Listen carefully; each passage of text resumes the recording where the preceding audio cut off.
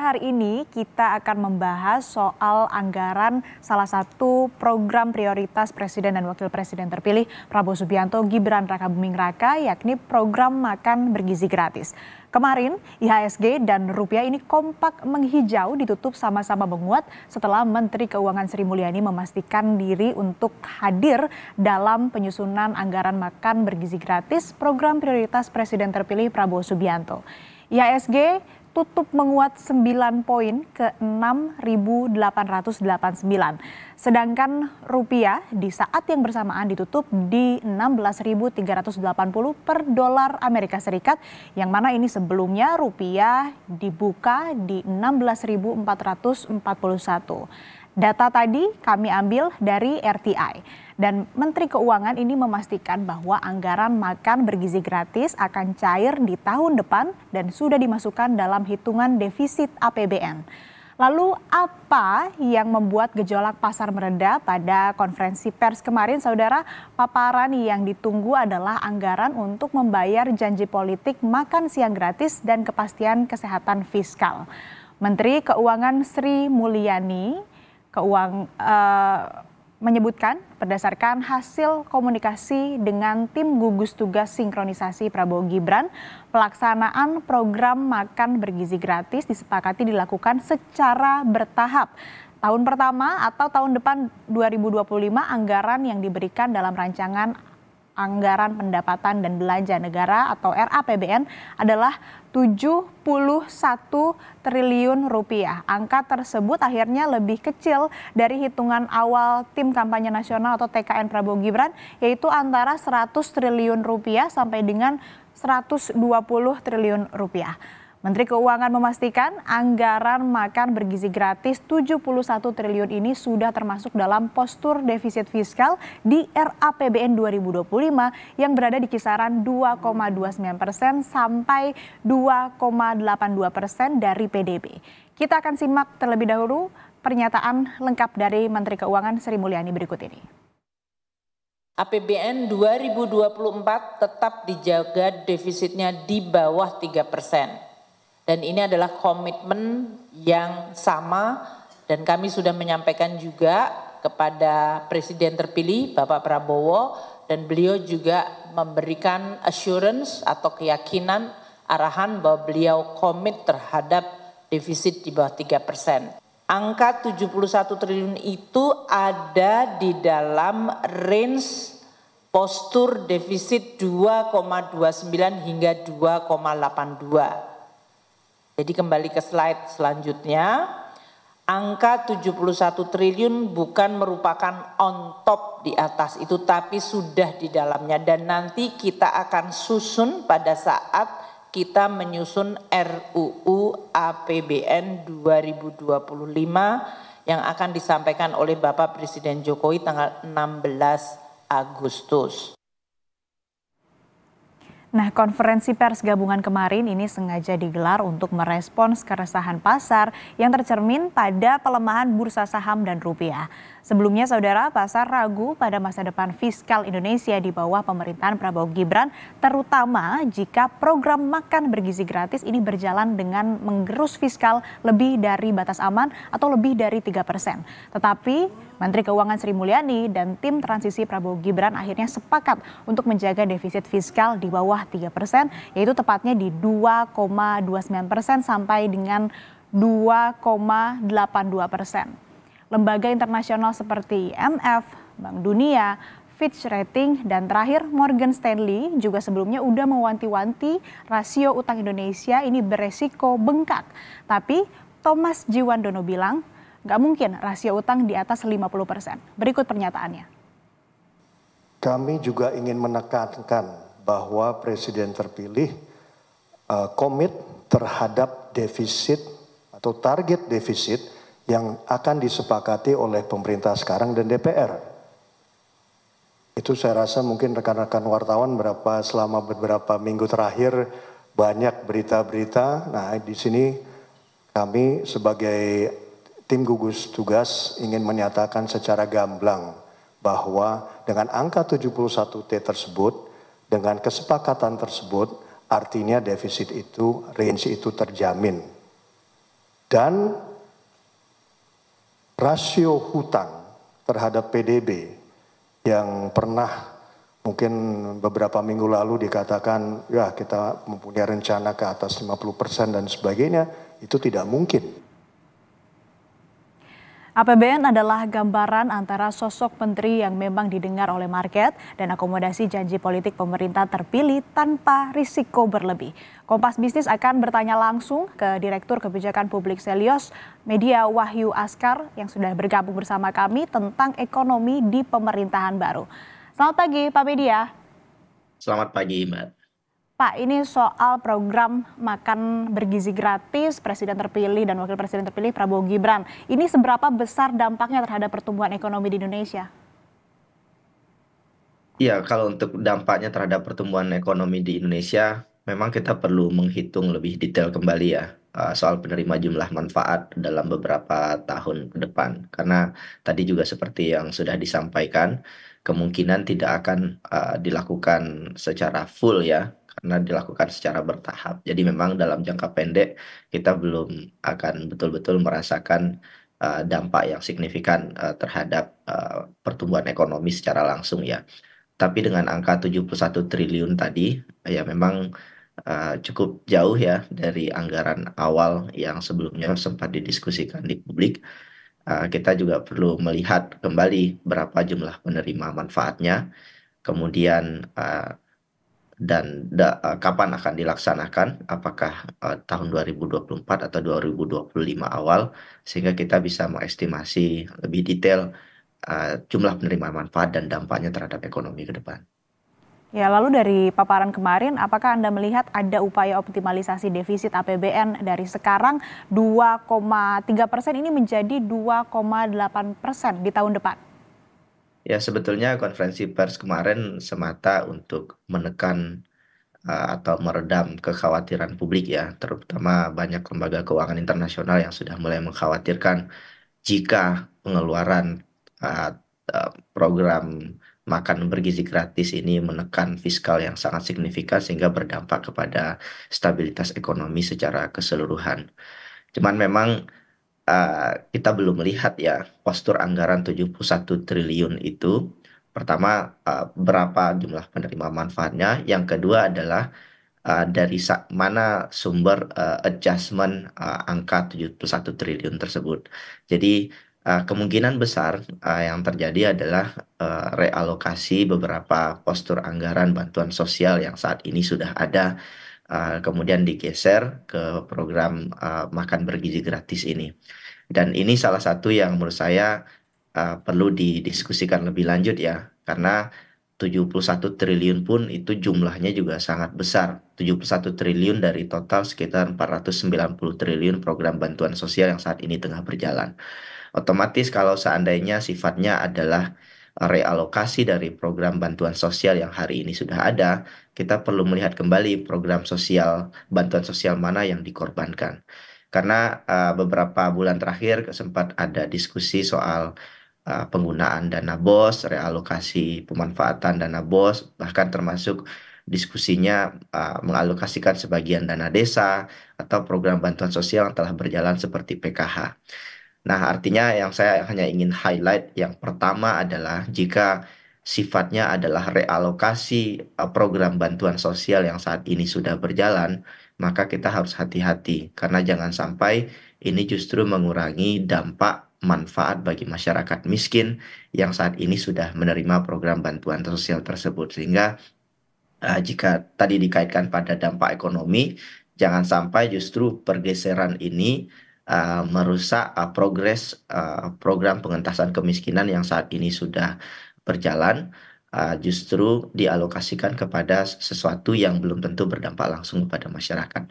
Jadi untuk 71 triliun tadi kita perlu melihat kembali ya rancangan undang-undang untuk APBN ke depan, breakdown-nya seperti apa, untuk kemudian kita lihat sejauh mana program ini bisa memberikan manfaat kepada masyarakat.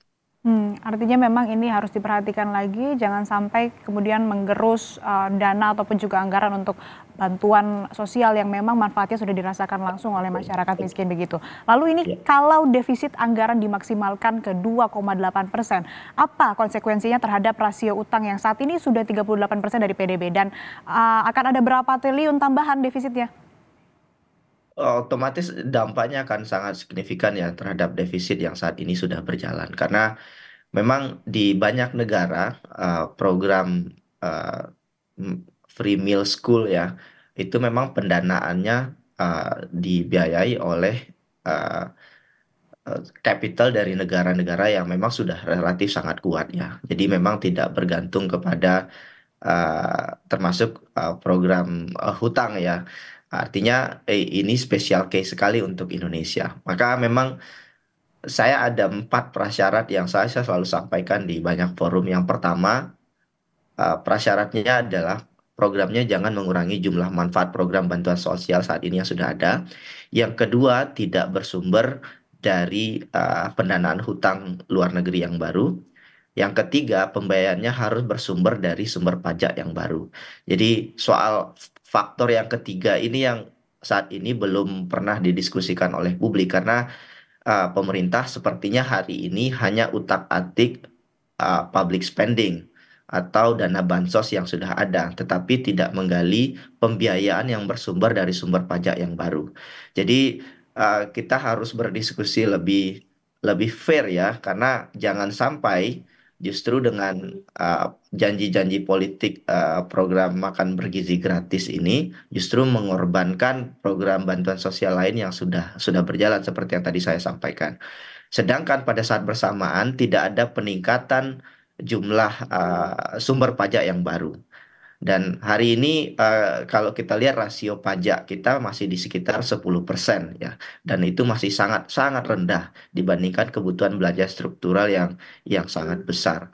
Kita perlu catat juga ya angka kemiskinan meskipun tercatat menurun sebetulnya pada saat yang sama ketimpangan meningkat gitu. Jadi kita butuh pembiayaan yang dalam jumlah yang sangat besar hari ini. Maka salah satu solusi yang bisa bisa mulai didiskusikan oleh pemerintah khususnya Kementerian Keuangan adalah pertama, mengoptimalkan pajak dan kemungkinan kalau seandainya kita bisa mengoptimalkan wealth tax pajak kekayaan, itu jumlahnya sangat-sangat besar. Jadi kalau hitung-hitungan saya, 50 orang kaya Indonesia, kalau mereka dikenakan wealth tax 2% saja, itu sudah mencapai angka 80 triliun. Jadi kalau seandainya itu dioptimalkan, itu sebetulnya dari 50 uh, orang kaya bilioner di Indonesia itu sudah cukup membiayai program makan bergizi gratis yang saat ini sebesar 71 triliun. Tetapi ya opsi peningkatan pajak ini nggak pernah didiskusikan hingga hari ini sehingga memang akhirnya hanya utak-atik public expenditure yang saat ini sudah berjalan dan ini berbahaya sekali karena kalau kita lihat dari segi agregat anggaran bantuan sosial Indonesia, itu adalah salah satu yang terendah di Asia. Bahkan kita jauh di bawah Malaysia, bahkan Vietnam begitu ya, untuk alokasi anggaran bantuan sosial. Jadi kalau 71 triliun hanya pergeseran dari anggaran bansos yang saat ini sudah ada, kita relatif berjalan di tempat dalam hal progres pengentasan kemiskinan dan penguatan pembangunan di Indonesia hari ini. Ya, jadi kalau memang mengacu dengan anggaran yang sudah ada saja, kita relatif akan jalan di tempat begitu. Dan tadi yang kalau bisa saya simpulkan, ini rekomendasi yang bisa dilakukan oleh pemerintah adalah optimalisasi pajak tadi yang dijelaskan oleh Anda ya. Lalu Pak, media ini kan kita pernah mengalami situasi yang sama waktu Jokowi menjabat di tahun 2014. Market menilai fiskal ini nggak prudent untuk infrastruktur dan akhirnya market punish. Rupiah melemah, bursa merah, akhirnya Menkyu Bambang Brojonegoro ini diganti oleh Sri Mulyani. Akhirnya juga market menghijau. Peristiwa sekarang ini mirip. Pertanyaannya, besarnya dan sekrusial apa sosok Menteri Keuangan di Kabinet Prabowo Gibran nanti? Saya kira sangat krusial ya, karena dari segi market yang dibutuhkan hari ini oleh pelaku usaha adalah soal kepastian ya. kepastian perencanaan keuangan di masa yang akan datang. Apakah perencanaan keuangan itu masuk akal, kemudian bisa menopang pembangunan ekonomi yang saat ini sedang berjalan. Dan peran Menteri Keuangan jelas sangat signifikan sekali ya, karena dibutuhkan sosok pemimpin yang tidak hanya kuat dari segi tataran fundamental perekonomian, tetapi uh, seorang menteri yang juga capable untuk melakukan kerjasama lintas organisasi, lintas lembaga, dan bekerja sama dengan asosiasi pengusaha.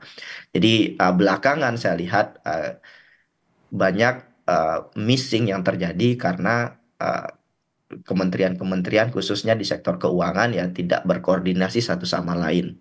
Kemarin contohnya soal tapera gitu ya. Sehingga kepemimpinan yang kacau baik di kalangan menteri itu justru ya mempengaruhi kepercayaan investor ya.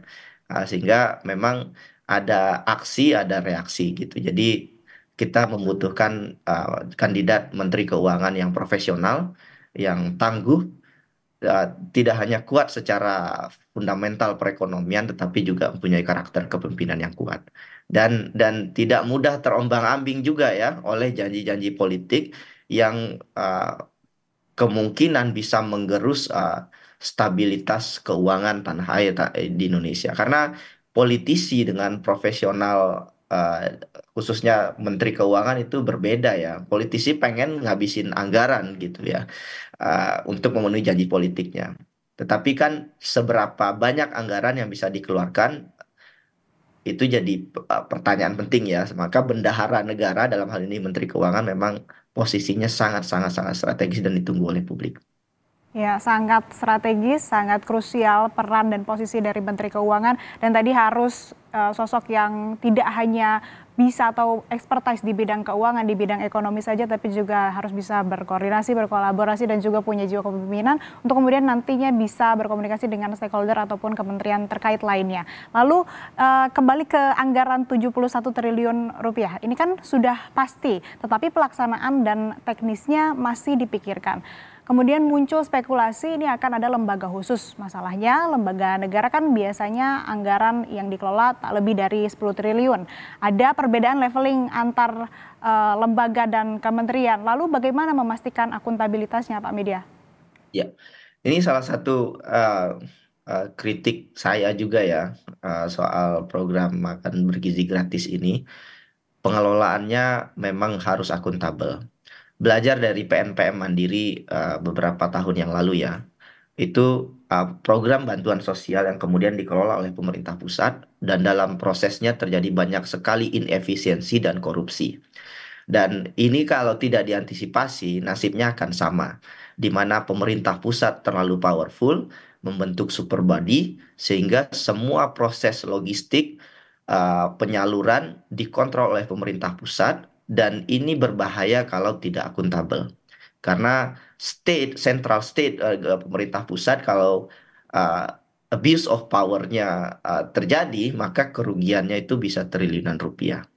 Maka sebagaimana yang dilakukan di banyak negara, saya sekali lagi ingin menyampaikan ya, mungkin jika ada pengambil kebijakan yang mendengar dan menonton hari ini, desentralisasi pengelolaan makan bergizi gratis ini menjadi kunci sukses pelaksanaannya. Artinya proses pengelolaan program ini sebaiknya diserahkan secara mandiri kepada sekolah, kepada pemerintah daerah bahkan, dan bukan dikelola melalui proyek skala besar oleh pemerintah. Karena ada konsep sederhana dalam pendekatan program social protection beberapa tahun terakhir, yaitu just give the food to the poor. Jadi cukup berikan uang, bahkan cukup berikan langsung kepada masyarakat, dan pemerintah tidak perlu sebetulnya involve terlalu jauh. Karena dalam banyak studi di Amerika Latin, di Afrika, di Asia, ketika pemerintah pusat terlalu jauh ikut campur dalam tata kelola penyelenggaraan bantuan sosial, itu potensi korupsinya itu besar sekali. Itu kenapa di banyak negara program PKH misalkan conditional cash transfer itu ya memang bentuknya cash, diserahkan langsung kepada masyarakat. Dan begitu juga program makan bergizi gratis ya, di banyak negara itu sangat desentralisasi ya prosesnya. Jadi jangan sampai keterlibatan pemerintah pusat terlalu besar sehingga membuat administrasinya menjadi lebih rumit, mengurangi fleksibilitas, dan ujung-ujungnya aja menjadi bancakan proyek yang ya berkelindan dengan para mafia impor daging, impor susu yang kemudian bisa menjadi ladang baru bagi koruptor di koruptor-koruptor yang baru. Jadi semoga tidak terjadi ya, tetapi kalau mau diantisipasi, diantisipasinya sekarang karena sekaranglah proses penyusunan kerangka program makan bergizi gratis ini soal siapa yang melakukan dan bagaimana program ini dilakukan. Baik, rekomendasi yang bisa diberikan kepada pemerintah untuk bisa menjaga akuntabilitas dari pelaksanaan program makan bergizi gratis ini adalah dengan memberikan wewenang kepada pemerintah daerah untuk dalam proses pengelolaannya agar tidak begitu besar peran pemerintah pusat supaya ini akuntabilitasnya juga bisa tetap dijaga. Terima kasih Direktur Kebijakan Publik Selios Media Wahyu Askar yang sudah bergabung bersama kami di Kompas Bisnis pagi ini. Terima kasih, sehat selalu Pak.